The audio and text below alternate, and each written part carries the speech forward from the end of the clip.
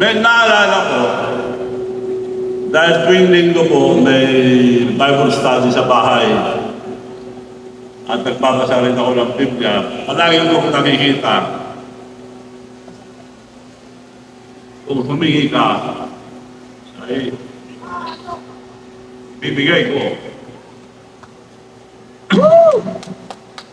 Madalas ko pong maalig yun. Kung hihingi ka, bibigay ko. Ako po, hihingi ko po na tugtugan po ang aking buhay. Yes! Hindi po, magal, Grabe! nakatulog po ako sa ikalimang araw.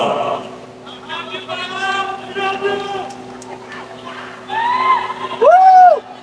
At pangalawang gabi, nakatulog na rin ako. Kaya ako, wag nyo lang ibasa yan, ako na magbasa at ako mismo ang haharap sa aking kababayan.